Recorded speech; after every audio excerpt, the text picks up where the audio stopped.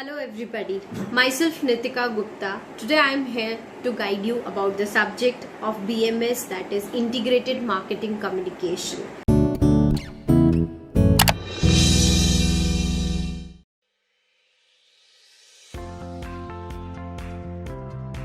The next approach that we need to study and is very important is the Dagmar approach. The full form of Dagmar is DAGMAR. It's define advertising goals for measuring advertising results.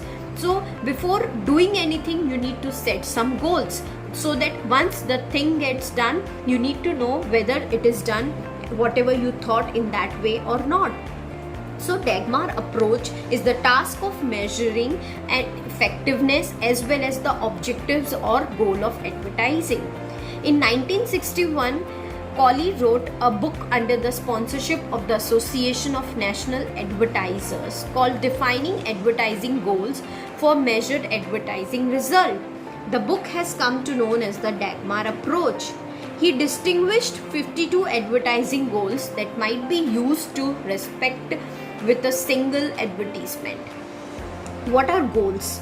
The goals may pertain to sales, image, attitude and awareness. Some of the goals that the organizations have: persuade a prospect to visit a showroom and ask for a demonstration, build up the morale of the company's sales force, facilitates sales by correcting false impression, misinformation and other obstacles, provide information regarding benefits and superior features of brand. Now what is this flow?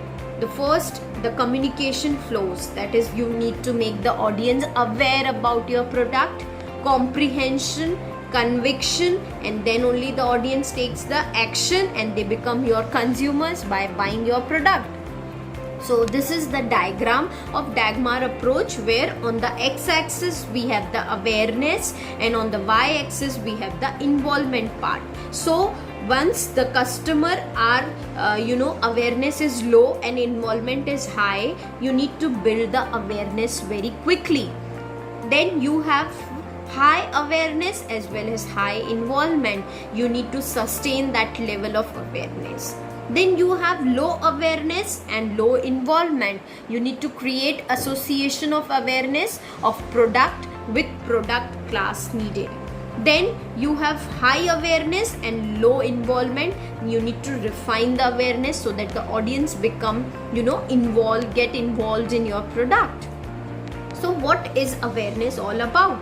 Awareness of the existence of a product or organization is necessary before the purchase behavior can be expected. Once the awareness has been created in the target audience, it should not be neglected. If there is neglect, the audience may become distracted by competing messages and the level of awareness of focus point of organization will decline.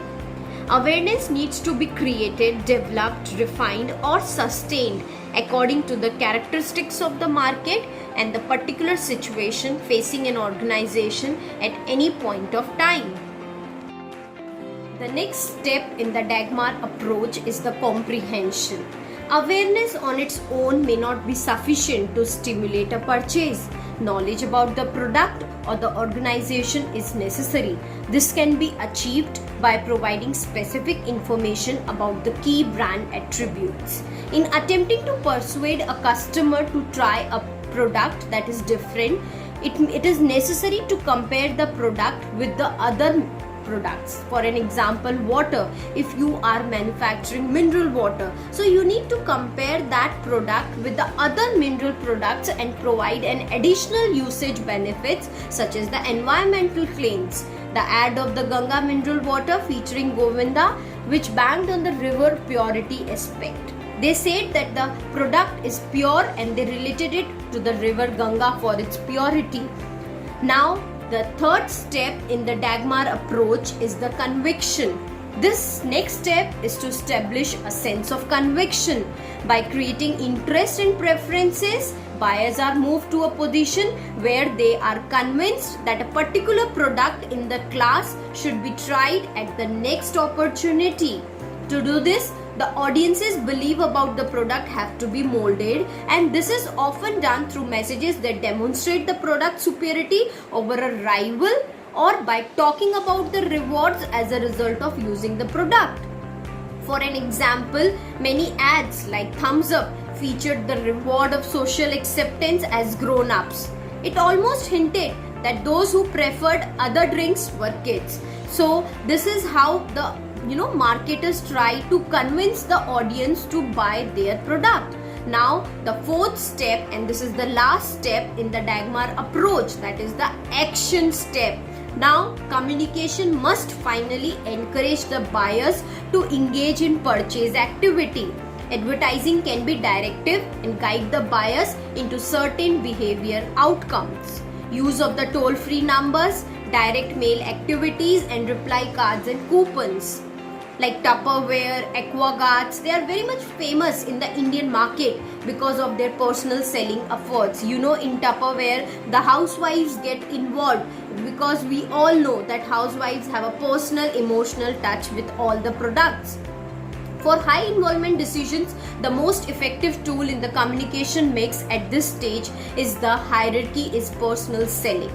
Through the use of the interpersonal skills, buyers are more likely to want to buy a product than if personal prompting is absent. Like if you go for the big brands like Mercedes and Audi, those people, they give you the personal touch feeling of buying the car, using the car, so that you feel very comfortable.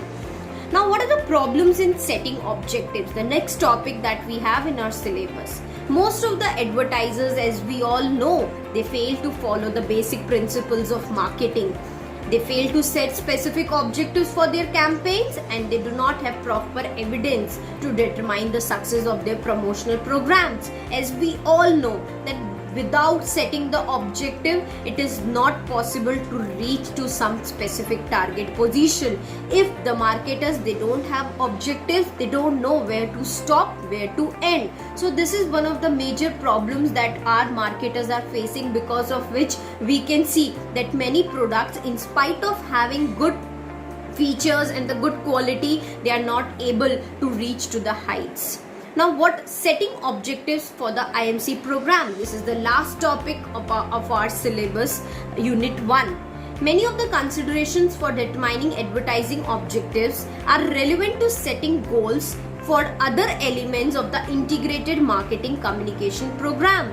The promotional planners should determine what role various sales promotion techniques, publicity and public relations, direct marketing, the internet will play in the overall marketing program.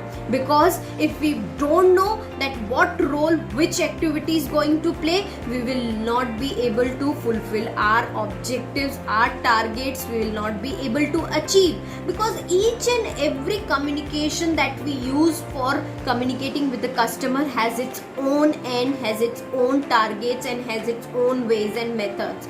This was all about Unit 1, that is the introduction to the IMC. I hope it is clear to all of you students. Thank you.